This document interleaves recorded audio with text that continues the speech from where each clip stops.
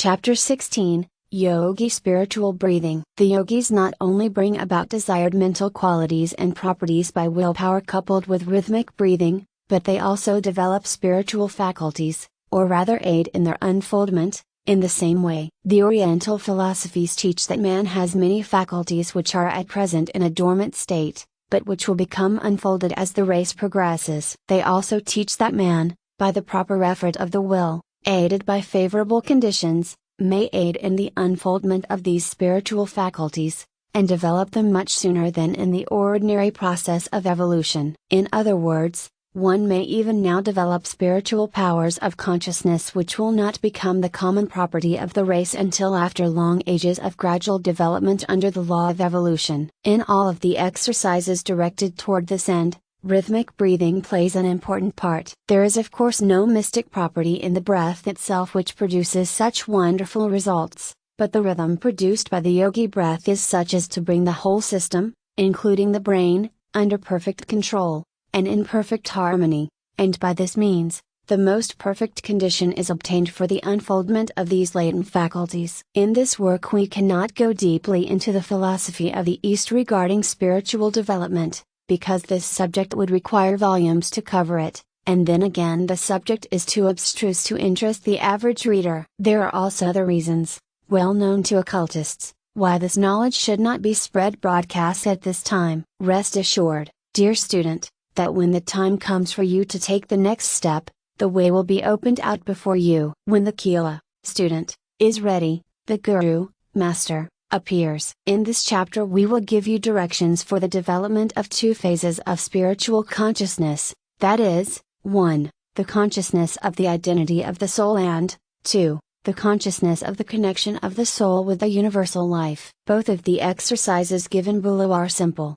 and consist of mental images firmly held, accompanied with rhythmic breathing. The student must not expect too much at the start, but must make haste slowly, and be content to develop as does the flower, from seed to blossom. Soul consciousness. The real self is not the body or even the mind of man. These things are but a part of his personality, the lesser self. The real self is the ego, whose manifestation is in individuality. The real self is independent of the body, which it inhabits, and is even independent of the mechanism of the mind, which it uses as an instrument. The real self is a drop from the divine ocean, and is eternal and indestructible. It cannot die or be annihilated, and no matter what becomes of the body, the real self still exists. It is the soul. Do not think of your soul as a thing apart from you, for you are the soul, and the body is the unreal and transitory part of you which is changing in material every day, and which you will someday discard. You may develop the faculties so that they will be conscious of the reality of the soul,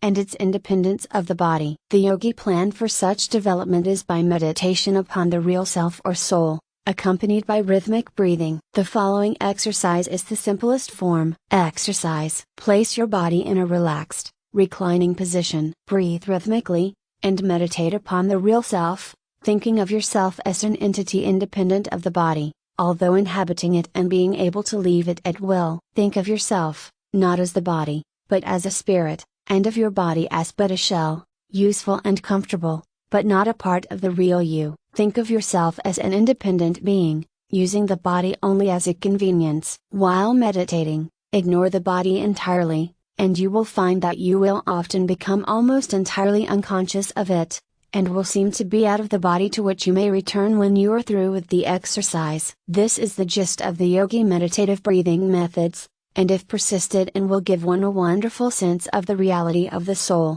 and will make him seem almost independent of the body. The sense of immortality will often come with this increased consciousness, and the person will begin to show signs of spiritual development which will be noticeable to himself and others. But he must not allow himself to live too much in the upper regions, or to despise his body, for he is here on this plane for a purpose, and he must not neglect his opportunity to gain the experiences necessary to round him out, nor must he fail to respect his body, which is the temple of the spirit. The universal consciousness. The spirit in man, which is the highest manifestation of his soul, is a drop in the ocean of spirit, apparently separate and distinct, but yet really in touch with the ocean itself, and with every other drop in it. As man unfolds in spiritual consciousness, he becomes more and more aware of his relation to the universal spirit, or universal mind as some term it. He feels at times as if he were almost at one mint with it, and then again he loses the sense of contact and relationship. The yogis seek to attain this state of universal consciousness by meditation and rhythmic breathing, and many have thus attained the highest degree of spiritual attainment possible to man in this stage of his existence. The student of this work will not need the higher instruction regarding adeptship at this time, as he has much to do and accomplish before he reaches that stage, but it may be well to initiate him into the elementary stages of the yogi exercises for developing universal consciousness, and if he is in earnest he will discover means and methods whereby he may progress. The way is always open to him who is ready to tread the path. The following exercise will be found to do much toward developing the universal consciousness in those who faithfully practice it. Exercise. Place your body in a reclining, relaxed position. Breathe rhythmically, and meditate upon your relationship with the universal mind of which you are but an atom. Think of yourself as being in touch with all, and at one mint with all. See all as one, and your soul as a part of that one. Feel that you are receiving the vibrations from the great universal mind, and are partaking of its power and strength and wisdom. The two following lines of meditation may be followed. A. With each inhalation, think of yourself as drawing into yourself the strength and power of the universal mind. When exhaling, think of yourself as passing out to others that same power, at the same time being filled with love for every living thing, and desiring that it be a partaker of the same blessings which you are now receiving. Let the universal power circulate through you. B. Place your mind in a reverential state, and meditate upon the grandeur of the universal mind, and open yourself to the inflow of the divine wisdom, which will fill you with illuminating wisdom, and then let the same flow out from you to your brothers and sisters whom you love and would help. This exercise leaves with those who have practiced it a newfound sense of strength, power and wisdom, and a feeling of spiritual exaltation and bliss. It must be practiced only in a serious, reverential mood, and must not be approached triflingly or lightly. General directions. The exercises given in this chapter require the proper mental attitude and conditions,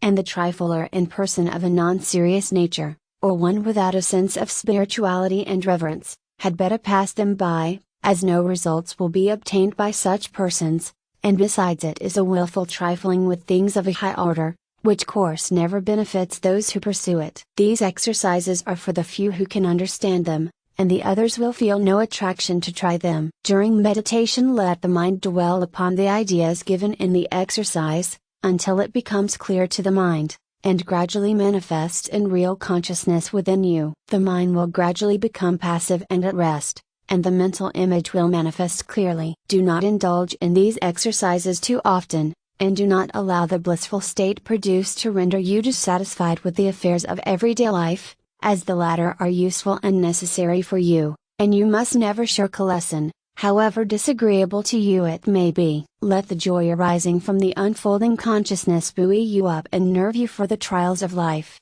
and not make you dissatisfied and disgusted. All is good, and everything has its place. Many of the students who practice these exercises will in time wish to know more. Rest assured that when the time comes we will see that you do not seek in vain. Go on in courage and confidence, keeping your face toward the east, from whence comes the rising sun day. Peace be unto you, and unto all men. Om.